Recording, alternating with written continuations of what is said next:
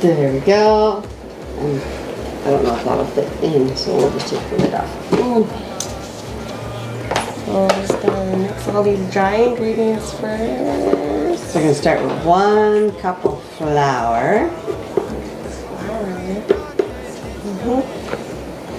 Remember during COVID when you couldn't find flour anywhere?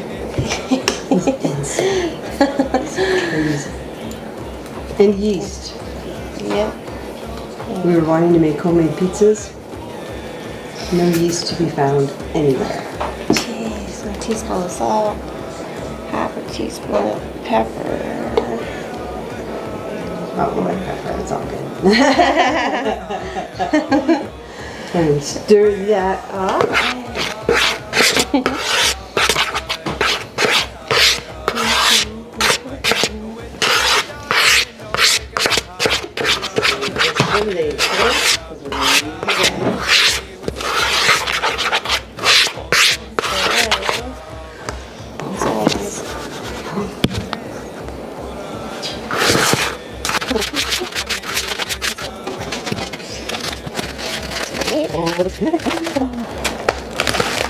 I'm just going to Happening things to get it better be good. coax these up, cover these with the flour. And what's cool is since you guys are in Lennox, we can get some more families in Lennox to take part. Yeah. Take pictures of their creations once we get these launched. And once we launch them, when we buy the ingredients for all of these, and people, we just ask you to take some pictures while you're making it. And Yeah. I've never actually done this with these before. Like a little giveaway thing. Exactly. It's just something fun, right? Yeah. Someone who does the most videos get a gift card or something. Exactly. Get the frying pan and we warm it up. I have to move this way because I just keep thinking it's a darn cat. Did it say medium heat? No, it says large frying pan heat 3 tablespoons. Oh yeah, medium heat. There we go. And we got the table. Well, you know, that's my fancy tablespoon. Oh, you know what we should do? Gordon Ramsay style. Go you walking now, go you walking now, go you walking now, go you walking now, go you walking now, go you walking now,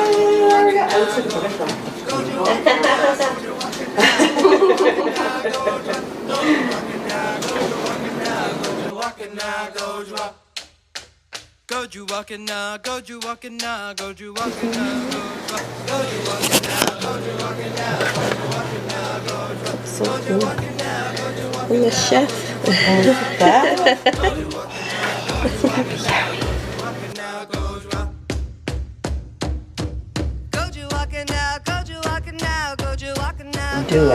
We should do our onion and look at here, good.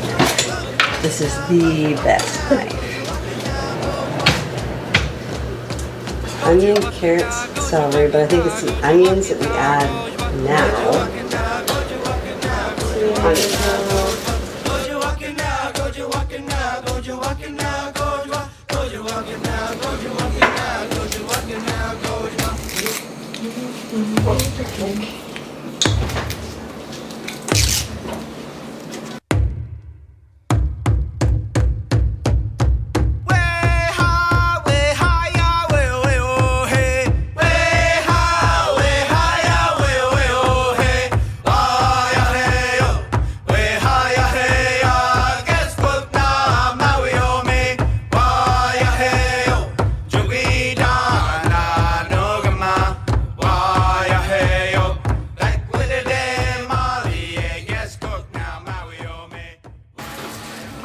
On the frying pan too.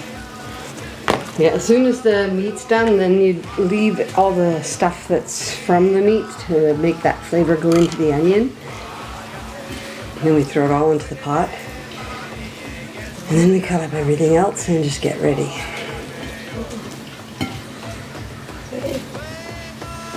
Probably should cook some meat things as well.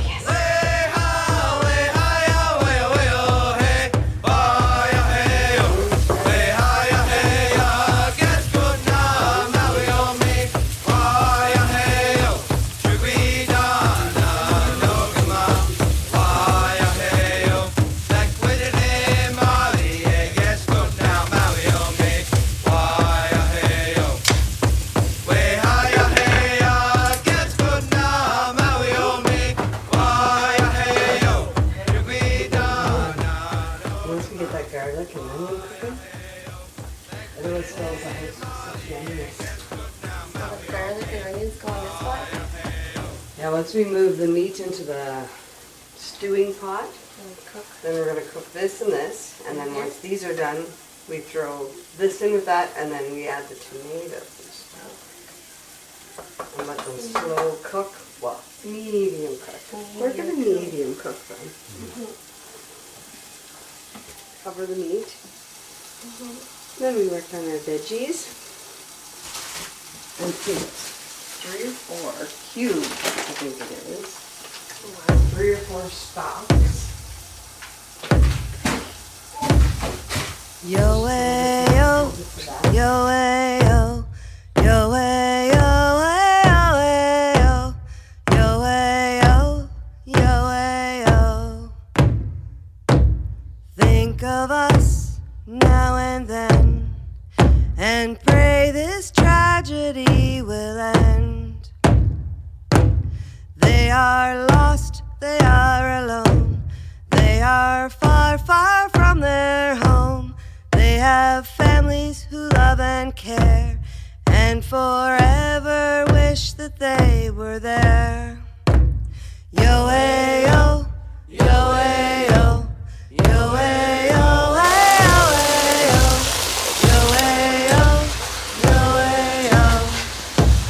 Think of us now and then, and pray this tragedy will end. They were special, they were strong, and someone out there did them wrong. I don't know why this hurt won't end. It just keeps coming back again. Yo way yo, yo way yo, yo way yo, way yo, yo way yo, yo way yo. Think of us now and then, and pray this tragedy will end. I say a prayer every day for the lives cut short and gone away, for their families and their friends. Give them hope that someday this will end. There's one like this, like cabbage, because I put cabbage in my stew. See, and we get used to that taste, that flavor. Yeah. Same with like broccoli, boiling broccoli and pulling it off in the fridge for everything, and you add it to applesauce. They wouldn't even know the difference. Which is good, which is awesome, because cabbage is so good for them. And then baby spinach, putting that in smoothies, not telling them what it is. They're so little. They're like, why is it green? It's a dinosaur drink. I love it. Yeah. That's perfect. Yo way yo, yo way yo, yo way yo, way yo, yo way yo, yo way yo. Think of us now and then. Tried those weird cherry tomatoes with the covering on, the white covering. What are those called? Ground Or, cherries? Ground cherries, I think. They have like a Or the weird- lantern ones. I like I think the kids call them the lantern tomatoes, but they're good. They pucker your cheeks just a little bit, but they're really good. I bet you they've been here a long time. Right. Come from the community garden, so Shanae likes them, Jacoby don't. They're so weird. No, they do taste weird. They're like this little. They have the texture of a grape, but the taste of a tomato. Yeah. It pops, but Yeah. it's like little seeds. It's definitely different, but I like them. I like them. And pomegranates. Kids like I love pomegranate. Did you see that hack for it? Yeah. Alright, how to open them? Yeah, well, where you put it in a syringe and Oh. you use the pressure just to suck in the juice. Instead of having to take one seed at a time, you get the whole pomegranate and you put it in a big syringe thing. Yeah. And as you close it, it squishes all the seeds and it just gives you juice. That's pretty That's slick. actually pretty cool. Because I will sit there for hours until my lips hurt, taking one seed at a time of pomegranate, Yeah. just for that little burst of num, num, Yeah. num. Yeah, kids eat that stuff. It's not like a turkey baster, but it's not like a hospital needle. It's somewhere in the middle. Oh. Something that gives it that pressure to squish it out. To get all those seeds to let go of that little droplet of juice.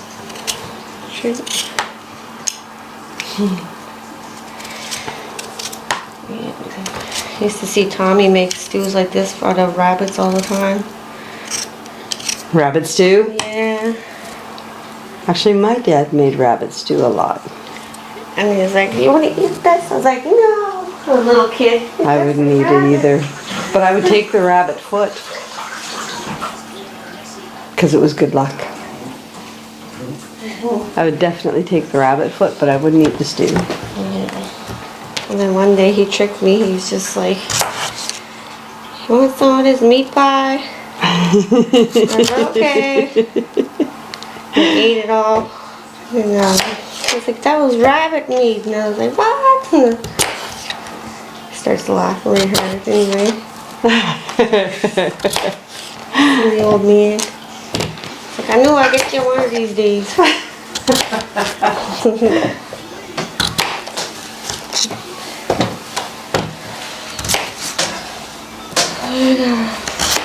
Four potatoes, 3 celeries, 3 carrots, 1 onion.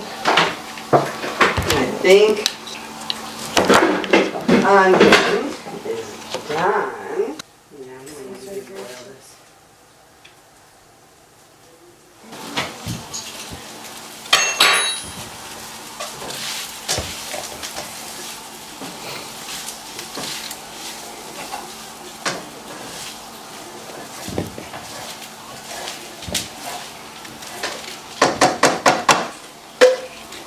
I will add the onion, and then we'll add a tomato. There we go.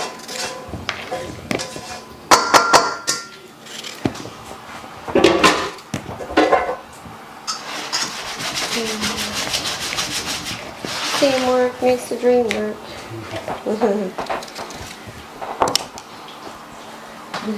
And then we add those after, we'll do a half an hour. Okay. We'll get the tomato in. Then, yeah, and then we're gonna add, I think they said this, cover The meat? everything, yeah.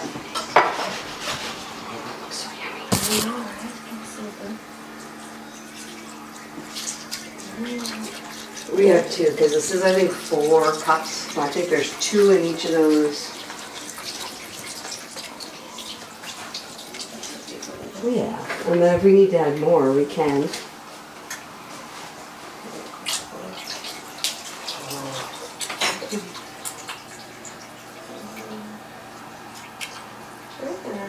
Look at that. Perfect.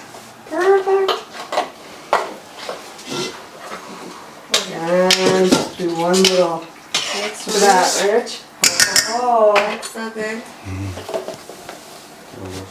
Look at the onions in there. there we go.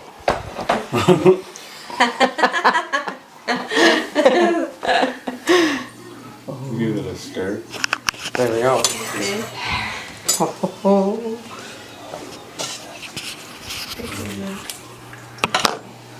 The onions in there, tomatoes.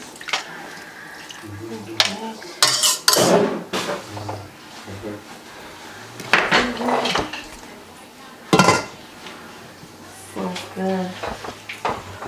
Super good. So what's your first memory of food when you were little? I would have to say, like I said earlier about Tommy Sark, he was making beef stew. He usually have rabbit. He usually snares them too by himself, and he would use that and cook it up in a stew, or meat pies. And I would say bannock or tea biscuits, because he always made a big thing of dough in a bowl, and he would make it, and he would always take a pinch off and let us, like, here, taste this, see how that tastes, does it taste good? And me and my cousin Caitlin would take a piece of it, and like, yeah. So that's how I knew how to taste the bread before it goes into the oven or into the stand. So those are the earliest memories I could think of anybody cooking around the house. And you just pick up these things as you go, like when you get to your own house or your own family, and you notice that you're cooking the same way that you've seen your others cook, and then you're just like, oh, it's like riding a bike. This is how my aunties and my uncles used to make it. So that's where I learned how to make bread, was from Tommy and from Auntie Chris. And my godmother Becky, she made a lot of good yeast bread.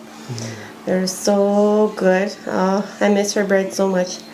I think that would be it. I grew up in Tommy Sark's house, so he did a lot of Sunday dinners. So he would cook boiled dinners with neck bones and all kinds of stuff, and even rabbits during the winter time. So I thought it was kind of different to know that you're making a stew out of rabbits when you're a little kid. But that's how I knew. That's when I knew that they were using different meats from different animals in stew. Is growing up in Tommy's house. What was your favorite one whenever you think back? Was it beef, chicken, rabbit? Did you ever have moose growing up, or was that something that didn't come until later? Moose didn't come till later. I'd have to say just boiled dinners were my favorite, and also a cranberry pie. Yeah, those freshly picked from my aunties and made for New Year's dinner. So they have a whole table full of pies, all different types of pies, lemon meringue, cherry cheesecake, and cranberry, and lemon meringue was my favorite type of pie, and cranberry too. But yeah, boiled dinner. I probably would have liked moose meat a lot more in boiled dinner if I was exposed to it a lot more at an earlier age. But it's tolerable. I'll eat it. I won't say ew, no. That's just good for you. That it's straight from the wilderness, and there's no added antibiotics or anything crazy like that. Or it's just wild meat. So yeah. That's what I always tell the kids when I'm making moose, is that this is nature's abundance. There's hardly any fat when you fry moose. Mm-hmm, yeah. It's not like beef, yeah, where you fry it and you've got to drain it and dab it and get all that extra fat off of it. But with moose, there's none. So you know that it was made for us to be able to last through the winter with it, right? Mm-hmm. And my mom's favorite pie was lemon meringue, which is really cool. Yeah. I love that. Yeah, it's my favorite too. Do you know how to make the cranberry pie? No, I never seen it made. I just knew that they were making the crust, homemade crust for the pie, and they're boiling all kinds of stuff, and you're just kind of like a little kid running around, playing with all your cousins, waiting for food to be done. And then when everything's all done, you're just like, holy moly, this is a lot of stuff. Like Massive food, just from scratch, just from nature too, yeah, right? just from scratch. Because the too. blueberries from our fields there, and the cranberries from different little hiding spots everybody has, and Yeah, and they put it, and they'll put it all in the freezer so they can take it out in the winter time. All the berries and stuff if they want to make pies. So yeah, people have their own little secret spots. exactly. You want to go with someone, you'd be like, oh, I'll take you to this other spot. Meanwhile, you have your own little good spot you don't want to share with anyone. It's true. Yeah. Because once you tell too many people, then it isn't quite as accessible anymore. People will get the jump on you and end up gathering and harvesting Yeah. before you get there. Yeah. I know that my dad would go over to Hog Island and get his cranberries because he knew the exact spot to go, where to land the boat and to jump off and make sure that it didn't leave us while we were on the island, and then go into these special bushes in one spot, and we would get like buckets of them. Oh, wow. And bring them back, and anybody who wanted some we'd share, because he'd only take enough for himself to freeze and have a good feed of them. Mm-hmm. But if I could find cranberries, and if you could find that recipe, that would be so cool to make a cranberry pie. Right. Because I love cranberry. I think my Auntie Joyce or my Auntie Joanne would know how to make that. So Joanne or Vera's passed away and Becky's passed too. So Joanne or Joyce. I'll ask Joyce, because I see her at least once a week, her and John. Oh yeah, yeah. They're the main cookers in the house for New Year's dinner, so they had a lot of food, a lot of big dinners for New Year's back then. Not so much now. Yeah, but yeah. It gets harder, hey, to bring everybody together. Yeah, it's like there's that one family member that just acts like glue that keeps everybody together, and then when they pass, it's like nobody knows what to do. It's true. Yeah. It's true. Yeah. It's like the stories that I remember hearing, St. Anne's Sunday, the women of Lennox Island, you didn't buy goodies, you didn't buy prepared food. You started from scratch probably a week before St. Anne's Sunday, and everybody took part in cooking. Oh, and so people would come from all over Prince Edward Island and come there, and there would be all this food prepared. And nowadays, I think it's sort of hard to get that spirit back, because, well, if I'm going to be working 3 days making food, I need to have some compensation, or, it's not quite the same mentality, whereas I think like St. Anne's Sunday now, it's still fairly large, but not as big, but fairly large. It's not too bad. That'd be a cool, interesting idea to start again, being like St. Anne's Sunday, like potluck, bring your own food dish and just have it taste testers come in and put it all for a big old feast at the end. Exactly. Nice. Who was it, kitty cat? Oh.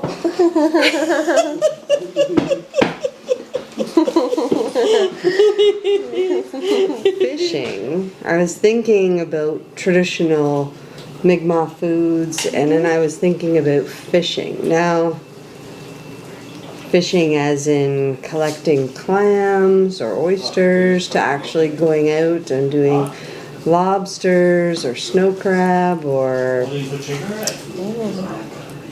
I can remember going down the cove with my aunts. I spent a lot of time with my aunts. Holy. Down the cove and digging for clams. So they take this pitchfork and they just stab it in the ground, and then they pull them up. Because all you have to do is just walk, and then you can hear them bubbling from the sand because the tide's out. So we would pick a lot of razor clams, and what else we had? The quahogs. We picked a lot of quahogs with Auntie Chris. So we had a very good wide variety of seafood available to us as kids. So when we grew up, we didn't really care too much for it because we had enough when we were growing up. Now, how did they cook them? Like, was razor clams something that you would use for something, or was it just like, here's a pot of razor clams and a bowl of butter and Yeah, just like that. bar clams? Bar clams, yeah, same thing. Like butter, boil them till they open.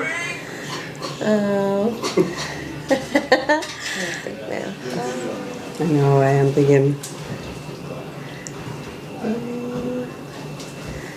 See, one of the meals I want to do too is salmon. That'd be nice. Was there ever salmon there when you were growing up, or was it just something you would buy for a meal? I think it's something you would buy. I don't remember anybody ever fishing for salmon down there, because I think salmons are running through brooks, I think, for fresh water maybe, or yeah, it's salt water salmon, I think. But somewhere up here in Morale, they'll have salmon running through there. I guess they're hard to come by, so I think that's really like, you're not allowed to fish them a whole lot now because the population is kind of low, I think. Salmon, flounders, those flatfish. Yeah. Are they the ones that have like the eyes on each side? It's like, yeah, it's like, I don't even know how, because there's like an eye like on this part, and you're like, where's the other one? It's like somewhere I know. weird. A friend of mine had a picture of one, and she lives up around Mount Stewart. Yeah. And I was like, what the heck kind of fish is that? Ooh, do you anything know about the plate, Spirit plate? yeah. Spirit plates? Because that's really the connection of ceremony and not ritual, but more what we do, what we're supposed to do. Oh, spirit plates. We like for New Year's dinner too. We would like make a spirit plate. Take all the like one item from each food part, put it on a plate, and then we'll put tobacco on it, and then have a prayer for the spirit plate for our loved ones that passed on, so that they're content in the spirit world, so they don't come back and look back and take somebody else with them. I guess it's like letting them know that we're still thinking of them and that we're still praying for them, and that we're going to be okay without them, and that they're going to be okay without us, and that to keep traveling to the happy hunting grounds. And that's basically the teachings for a spirit plate that I know of. So and they also have like they do a spirit plate for like the winter solstice. For the March spirit, the spirit of March, right? Yeah.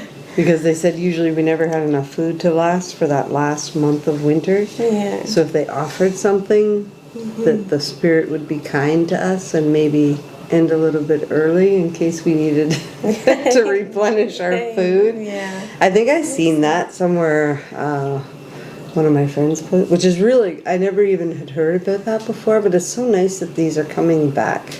Yeah, I never heard about it either until I went to Cape Breton University, and one of the Aboriginal Studies teacher was like, this is the time of year that we're supposed to do a spirit plate, so I have this food from yesterday's supper that we're going to make an offering, and he takes the kids out of the classroom and he does the offering. And I was like, oh, I never knew that. It's a certain word, but I can't remember what it's called though.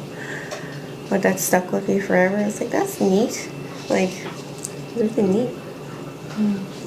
One of the workshops that I'd went to with an elder, and he said, people have asked me, because you usually take the spirit plate and you bring it outside.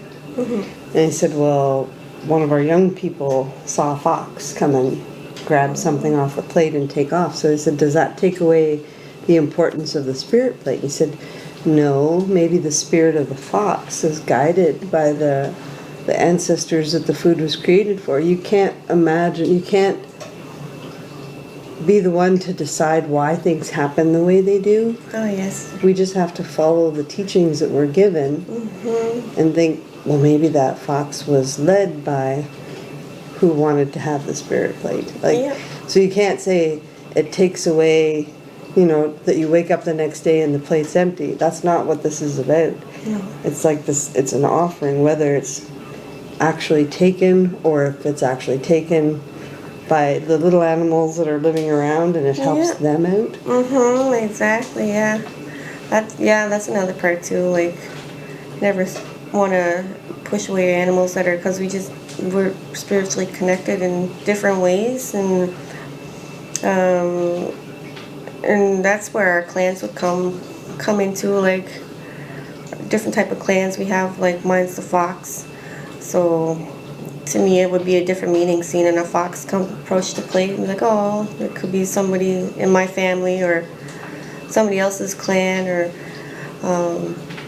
the spirits influence animals in ways that we can never understand, and that's the plate's there for. It's for them, because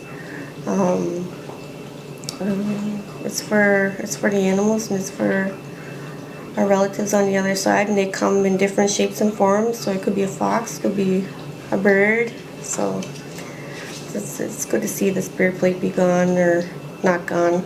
But used, you know, like that we know that the bigger world is sort of using it for what it needs, and we're sort of part of the circle, right? Where we're always a part of the bigger picture. Yeah, and it's always in our nature to give back. So it's a good teaching to have, a good teaching tool for even little kids, and even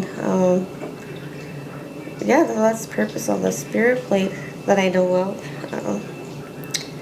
What else do we have? We used the spirit plate for like 1 year releasing ceremony after your loved one passes away. You have a 1 year feast to honor your loved ones that passed on the other side, and you have this spirit plate for them, and to basically acknowledge that we're okay, they're okay again, and the spirit plate is for you and for whoever. And then you just put it out for them, and then that's how the spirit plate works. Yeah. I love that. I think it's a really good teaching for our young ones also, to know that you won't be forgotten. You know, like even in our ceremony, we reach back and remember. Yeah, so food security is very important. Making sure that our fishing grounds and our hunting grounds are well kept, because we have to make sure that our animals are safe, and providing us each year, making sure that they're not being overhunted or overfished, because there's a certain time where you can't hunt them because they're carrying their young. Same with fish too. There's a certain time of the month where you won't fish because the meat doesn't taste as great as it would if it's in season. So that's one of the reasons we hunt and fish in certain different types of seasons. The rabbits, I never knew this until I went hunting rabbits in Cape Breton. They change color, so before the snow falls or after this first snowfall, their fur starts changing to white, and then that's when you're able to start hunting the rabbits. And then It's 10 seconds, let time go by. and Okay.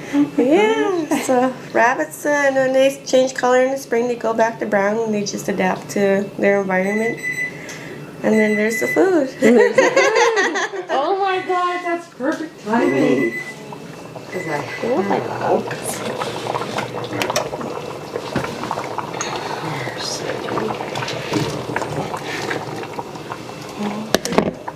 We'll do a little sprinkle because we may as well have a little green in there. And parsley doesn't really taste like anything, so it just adds the color. Oh, look at this, guys. That looks amazing. And then once it cooks for another 25 minutes, then we'll thicken the sauce, we'll split it up, or if you're really hungry, you can have some, or you can just split it up. Doesn't that look good? First meal. Of many. Because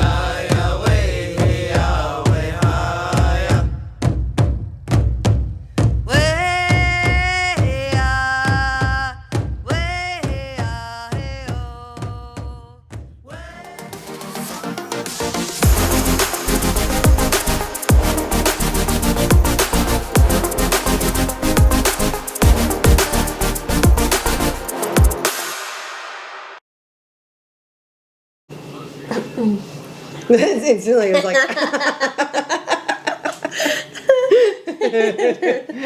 3, 2, 1. And we're like, And it's like- it's not a picture, it's a video. It's like, but instantly it's yeah.